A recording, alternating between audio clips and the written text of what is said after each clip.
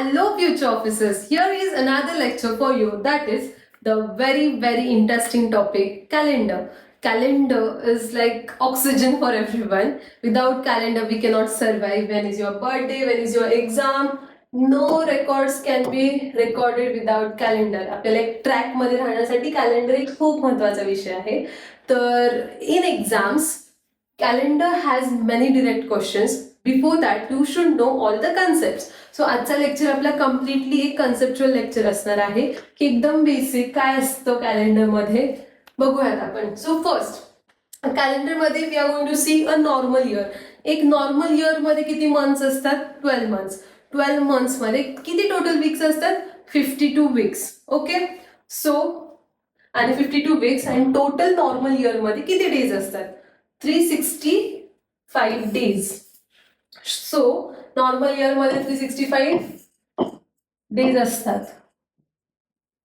Okay, so नाव हे is 365 days is divided into 52 weeks. ते आपण एकदा चेक करूया. 365 डेज ऍक्च्युली हे असतं 364 days plus 1 extra day.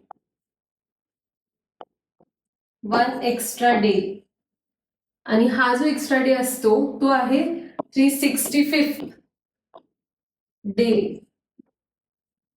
Okay, last day of the year आणि त्याला आपण म्हणतो odd day. In our study we are going to call this 1 extra day as a odd day.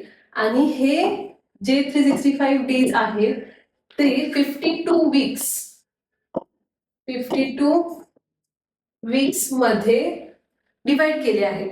So I will tell you how is 365 days been divided into 52 weeks. If 365 days आहेत, 365 days suppose आपला Monday to Sunday हा 7 डेजचा एक weak आहे. तर suppose आता हे आहे आपला जानेवारी. देन डिसेंबर मध्ये आपला कुठला डे असेल ते आपण फाइंड आउट करूया.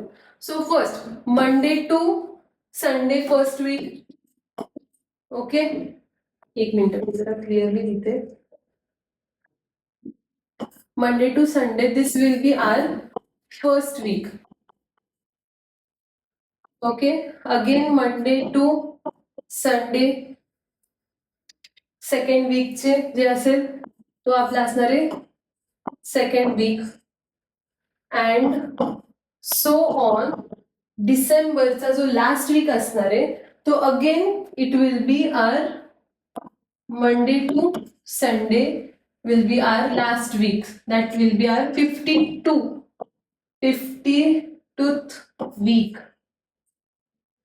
सो असा आपला पूर्ण इयर डिस्ट्रीब्यूट केले गेलं आहे 52 वीक्स मध्ये जानेवारी टू डिसेंबर. त्याच्यामध्ये जर का first day of Jan is Monday, okay, is your Monday, then what will be the last day of December? Last day of December. Now we have here 52 weeks, Monday to Sunday. So last week is our Monday to Sunday. That is our 52th week, right? As we studied. Clear? Now comes last day. If it is the last day, means it will start from Monday again. First week's first day will be our Monday. So what we got to know is first day was Monday and last day is again Monday. So this is your direct question asked in the papers, that what will be your first and last day for the normal year. Normal year मध्ये आपला first day आणि last day इयरचा same असतो. So ह्याला आपण star करून ठेवूयात ही concept, because हे important आहे. ठीक आहे. So second topic is R leaf year. मग लीप इयर हा आपला काय असणार आहे? डिफरन्स काय ह्याच्यात? Only we have here is 366 days. 366 days असतात लीप इयर मध्ये. अँड म्हणजे फेब्रुवारीमध्ये आपल्याला भेटणार आहे 29 डेज. सो हा लीप इयर म्हणून कन्सिडर केला जातो. आता नॉर्मली काय आहे, वीकमध्ये जानेवारी टू डिसेंबर 12 मंथ्स 52 वीक्स आणि 366 डेज. फक्त 1 एक्स्ट्रा डे आपण ऍड केलं जाणार आहे लीप इयर मध्ये. तो त्याचे डेज कसे डिवाइड केले जाणार आहे ते आपण एकदा क्विकली बघूयात. 366 डेज. ओके, 366 डेज आहेत म्हटल्यानंतर 52 वीक्स असणार आहेत. 52 वीक्स. अँड आपण नॉर्मल इयर मध्ये काय बघितलं होतं की नॉर्मल इयर मध्ये 365 डेज होते प्लस 1 एक्स्ट्रा डे. मग ह्याला आपण एक ऑड डे बोलत होतो. बट ही तर आपल्याला आता भेटलेली आहे 366 डेज प्लस 1 डे आपण करणार आहे. So again here we are going to get 1 extra day. 1 extra day. What it means is ह्याच्यात आपल्याला 2 ऑड डेज भेटणार आहे in leap year. So concept काय आहे की 365 days plus 1 extra day and plus 1 extra day, that is your leap year having 2 extra days. Now coming to the concept again, here we have seen that if जानेवारी मध्ये आपला week start होतोय Monday to Sunday, जे आपण normal year साठी बघितलं होतं. तसंच जानेवारी टू डिसेंबर इफ वी सी, जानेवारी टू डिसेंबर आपले 7 डेजचा वीक असतो आणि त्या वीक्स मध्ये आपण बघूयात की 52 वीक्स आणि 2 एक्स्ट्रा डेजचा काय इम्पॅक्ट पडतोय लीप इयर मध्ये. Okay, so first Monday to Sunday आपला फर्स्ट वीक आहे.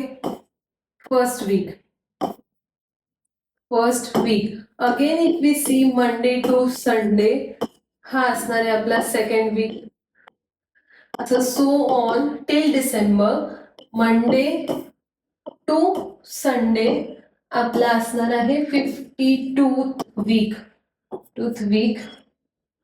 ओके, असे आपले 52 वीक्स कम्प्लीट झालेत. सो आपला first day of this year will be Monday. Suppose आपण आहे ना मंडे घेऊयात फर्स्ट डे, तर लास्ट डे काय असणार आहे. तर लास्ट डे आपण नॉर्मल इयर मध्ये कसं बघितलेलं, मंडे टू संडे आपला वीक असेल तर फर्स्ट डे होता मंडे आणि लास्ट डे असणार आहे अगेन मंडे, कारण की आपले 365 डेज होते. बट हिअर आपला लीप इयर आहे आणि लीप इयर मध्ये 366 डेज असतात. अँड इफ 366 डेज आहेत तर आपला फर्स्ट डे जर का मंडे आहे, first day is Monday, then last day of a week कुठला असणार आहे, तर तो असणार आहे Tuesday. Because of as 29 days आहेत आपल्याला फेब्रुवारी मध्ये, एक एक्स्ट्रा डे झालेला आहे. मग त्याच्यामुळे आपला एक डे सेकंड डे असं म्हणजे एक डे इन्क्रीज होणार आहे लीप इयर मध्ये. सो इथे काय कन्सेप्ट आपल्याला कळले की आपला फर्स्ट डे आणि लास्ट डे सेम नसून फर्स्ट डे पेक्षा एक सेकंड डे असणार आहे. ओके, सो हे आहे लीप इयरची कन्सेप्ट. फर्दर कन्सेप्ट आहे की आपल्याला डिस्ट्रीब्यूट करायचे किंवा आपल्याला रेकग्नाइज करायचे की कुठला इयर कुठला आहे, लीप इयर आहे का नॉर्मल इयर आहे. तर ते आपण कसं फाइंड आउट करणार, तर इफ आपले लास्टचे 2 डिजिट्स जर का 0 मध्ये असतील तर ते इयर्स आहेत आपले सेंचुरी इयर्स. ओके, आणि इफ ते आपले लास्ट 2 डिजिट्स असे नॉर्मल नंबर्स असतील तर ते रेग्युलर इयर्स आहेत. तर आपण फाइंड आउट करूयात की ते वेदर लीप इयर्स आहेत का नॉर्मल इयर आहे. सो फर्स्ट आता 1600 ला जर का आपण 400 नी डिवाइड केलं, बिकॉज फोर्थ इयरला लीप इयर असतो, सो आपण 4 नी डिवाइड करतोय. ओके, सो हे सपोज आपण 400 नी डिवाइड केलं, whether it is divisible, completely divisible और नॉट, हे आपण चेक करू. 0 0 कॅन्सल, 4 4 जा 16, सो कम्प्लिटली डिव्हिजिबल. तर तो आहे आपला leap year. So 1600. So first 1600 जो आहे तो आपला आहे लीप इयर. सेकंड 1700 डिव्हिजिबल आहे का 400 नी, 400 नी 1700 डिव्हिजिबल आहे नाही, तर तो येणार आपला नॉर्मल इयर.